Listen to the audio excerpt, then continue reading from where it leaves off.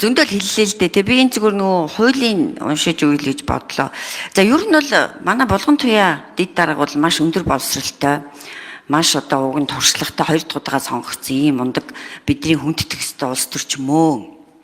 За тэгээ харамсалтай нь одоо ардын нам маань 2 хуваагдчихад нэг хэсэг нь шахсаар байгаад үндсэн хуулийг зөрчүүлсэн. Шахсаар байгаад. Нөгөө хэсэг нь бити зөрчөөч гэж зүгээр амаа цацтлын гараал хэлээд байгаа шиг байсан. Тэг шүнжэнгөө элдвэр дуудаад эсвэл гарч шивлийн бахарал хийгээд нөгөө ирээгүй хүмүүсийг өчнөө цолсон шүү дээ. Мессеж ирсэн шүү дээ. Алын шүү ПМ нь ирж хуралдаа орооч. Шүнжэнгөө ирсэн шүү. Бараг дүүжлээ шүү гэсэн мессеж шүнжээ ирсэн. Өөрөөр хэлбэл үндсэн хууль зөрчүүлэхийг дарамтлсан. Одоо надад энэ мессеж нь байгаа. Тий, тагнуулд өгмөр юм бэлээ. 80-таа утаснаас дүүжлээ шүү очиж наад хоёрыг огцруул гэд. Ингэж их дарамтны дунд бид нар ирсэн шүү.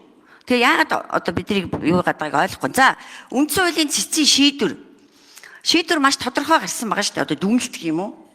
Булган туяа гэж жагаад бүр ингээд 1 2 гэж заасан байж тээ. Нэгт нь булган туяа нь Монгол Улсын их хурлын гишүүн булган туяа нь Монгол Улсын их хурлын чуулганы нэгдсэн уралдааныг даргалахдаа Монгол Улсын үндсэн хуулийн 1-р зүйлийн 2 дахь хэсгийн тийм юм.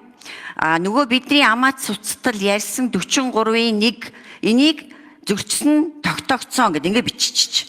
За тэгэнгүүт дахиад нөгөө үндсэн хууль дээр чинь юу гэд бичсэн бэ нэ гэхээр одоо энэ булган туяаг яах вэ гэдэг асуудал яригадаад байна л дээ. Тэгэхээр юу гэд бичсэн бэ нэ гэхээр Монгол Улсын их хурлын тухай хуулийн 9-ийн 3-аар Монгол Улсын үндсэн хуулийн цэц гишүүнийг тангаргаасаа няцаж Монгол Улсын үндсэн хууль зөрчсөн гэсэн дүгнэлт гаргавал Улсын их хурл хүлээн зөвшөөрч түүнийг нь эгүүлэн татах хэсэг асуудлыг хилэлцэн шийдвэрлэнэ гэдэг. Тэгэхээр улсын хурлын гишүүн булган туяаг цэц тангаргаасаа нисэж үндсэн хууль зөрчсөн гэдэг дүгнсэн байж тээ. Би сайн уншичлаа. Дүгнлэл бол их хурл хилцэн шийдвэрлэнэ гэд 9-ийн 3-аар заасан байна. Тэгэхээр одоо улсын их хурлын бүрэн мэдэлт байгаа. Бид нар эгүүлэн татах хэсгээ бид нар шийднэ. Татахгүй ч байж болно шүү дээ.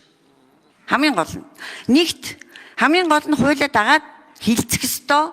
За үлдээх хэсгээ дахиад бид нар шийдэх ёстой. Түүнээс биш манай бүлэг шийдсэн юм гэд. Тэгээ танаа бүлэг үндсэн хуулийн дээр гараа шийдвэр гаргаад бид хэрэгжүүлэх ёстой бол энд их хурл байх хэрэгтэй мүү? Танаа бүлэг ерөн цаашдаа аваад явах ёстой юм шүү бараг энэ их хурлаа. Эсвэл 71 бүлэг үндсэн хууль зөрчсөн гэж үзэж байгаа юм бол тэр 71 гишүүнээ үндсэн хуулийн зэст өгөх хэрэгтэй. Тэгээд хэрвээ үнэхээр зөрчсөн тогтоогдвол 71 бүлэг тарыг. Үндсэн хууль зөрчиж энд суугаад ах хэрэг байхгүй шүү дээ.